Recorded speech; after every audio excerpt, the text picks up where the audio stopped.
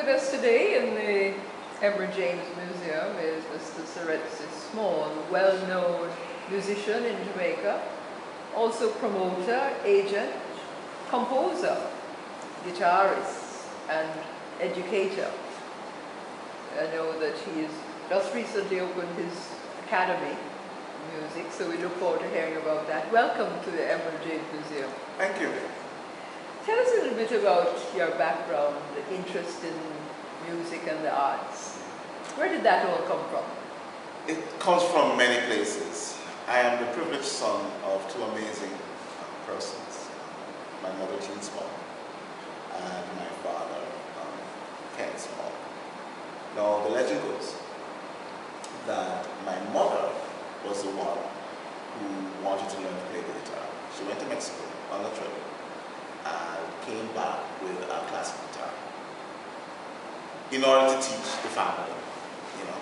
And she never quite learned to play the guitar, and my father learned to play the guitar. And I grew up seeing him playing classical music, Andrew Scoville, Julian Breen, you know, that kind of thing. So one of the things that I experienced, a couple of major things I experienced. My father, who was not the most personable person, he's a mathematician, a physicist, a man of sort of a harsh temperament. One of the soft things that he would do, one of the few soft things he would do for me, is that at times he would come into my bedroom at night, before I went to bed, and play for me. And he played these classical pieces, which was the beginning of me internalizing and memorizing these melodies and these guitar arrangements.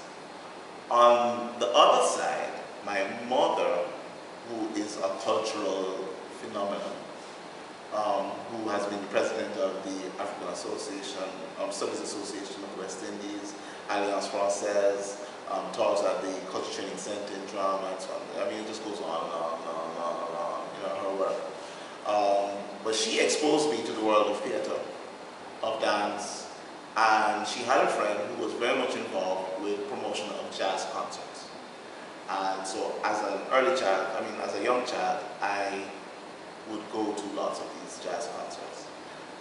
They said that I complained a lot about the noise at first, but going to the concerts and then going to listening sessions as a child at his friend's house, he would say, "Young boy, listen to this music. This is Desmond Decker. This is so-and-so. This is Charlie Parker." And he would challenge me, you know, to broaden my horizons. And I found it very difficult at first because this was music that wasn't heard anywhere else. But as I grew to appreciate it through the recordings and through the live sessions I would go, especially Sonny Bradshaw's Tuesday Night Jam at Surrey Tavern, and I would just sit and watch musicians. And then my father had this other world, which was classical. And I would go steal into his study, and I would teach his music. I would try to learn it. Because it was kind of taboo in a way in my house. Music was not seen as something that you would do, you know. So I had to do it very surreptitiously. I had to, late at night, between the sheets, you know. It was my illicit goods. I would try and learn, and so I developed that love. But as I said, extremely privileged because I grew up in this nexus of relationships, this lattice of relationships that had academia,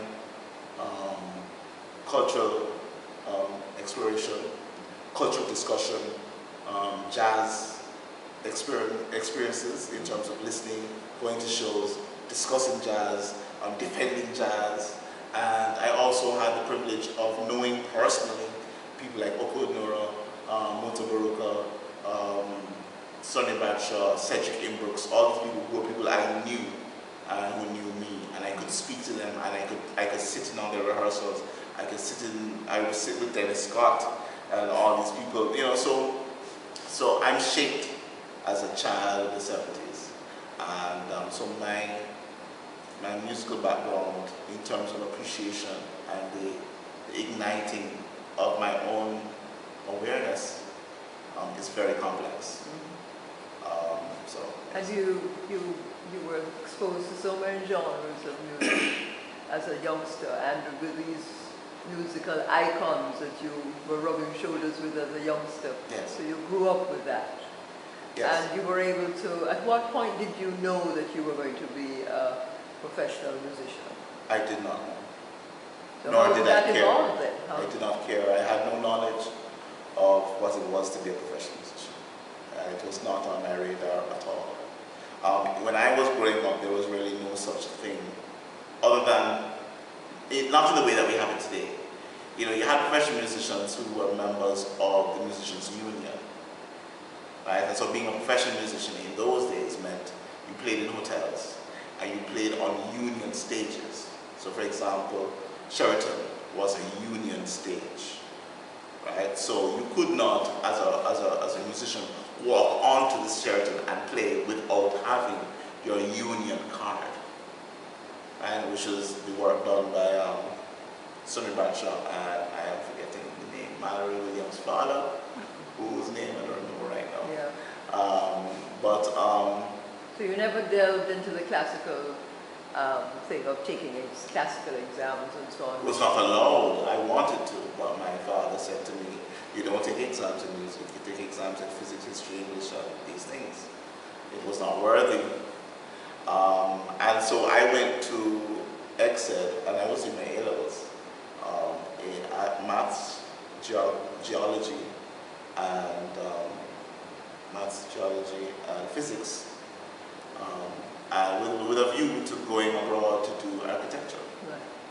And my father being a physicist, and I myself being a fan of people like Einstein, and I'm very much a quantum person.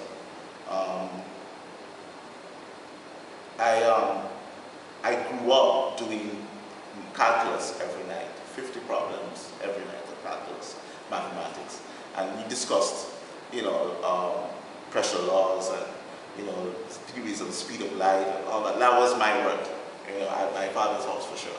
Where mommy was, language, it was French, German, it was Latin, it was the role of language in theater and Caribbean identity, and how do we create this, how do we navigate the world against the backdrop of slavery, so I had that discussion about it. So I had two significant discussions.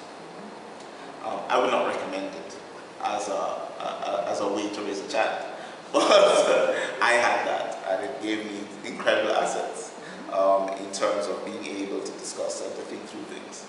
I was at Excelsior, and I was doing my A-levels, and I was having an amazing time of the three subjects coming together in my mind: the A-level, physics and maths, and the geology. And we were having a class in physics, A-level physics, about the coefficiency of the mass energy coefficiency of light, how photons behave as packets of energy in the same manner as mass. Right? So we're having this class, and I'm having this epiphany in the back of the room. I'm like, sir, are you saying to me that if I were to put a parabolic dish, a what? A parabolic dish, right, on the Earth's surface, and that under certain conditions of vacuum of space and gravity and friction and so on, but beyond light is hitting a parabolic dish, because of the mass energy coefficient, that dish would move. I was having a heart attack, because it was a simple concept, but it was blowing my mind of, Newton and Einstein coming together in the same space. He looked at me and he knew my father, which was one of the banes of my life that everybody knew my father. And he said, "Young Small, you're onto something, but let me tell you this, you're not here to learn physics, you're here to learn to pass the exam." I didn't take well to that. I grew up in a very absolutist manner. The only thing that we were to do on this earth is to learn. That's what I was trained. And to be told that I was not going to learn physics was just the worst thing you could say to me. In retrospect, I think I should have taken his advice, to be truthful, right? However, I was so upset that when a friend of mine, later, like a couple of days, Andrew Simpson, who was a guitarist, so we were friends, Mr. Hammond. He said, he's going home, let's go, do what we do as boys. He said, I stopped in my school of music, wait here for me. So I went to school of music and I was sitting down in a rehearsal and observing this rehearsal. I was just sitting at the back. There was a fellow from Canada, he was a white fellow, who had traveled all the way from Canada to study in Jamaica. He was playing the most amazing drums and piano and so on, classical and jazz. And there was another, Pam Moll was a student at the time. She was doing Tiny Whiny and young girl, young boy, you're too girly, and some dancehall thing. Sophia George. Huh? Sophia George. No. Pam was doing Sophia George's song. They had done an arrangement of this, and it was a very popular song at the time. And so they're doing a treatment of it, in different ways. And then there was a teacher who had this composition that was based on a poem and based on a theme and Caribbean thing. And I sat in this, and I heard the discussions, and I saw the process. And I said, they're learning something. That's what they're doing. They're learning something here. And I want to be a part of that. Great. So we're going to, when we come back, we're going to take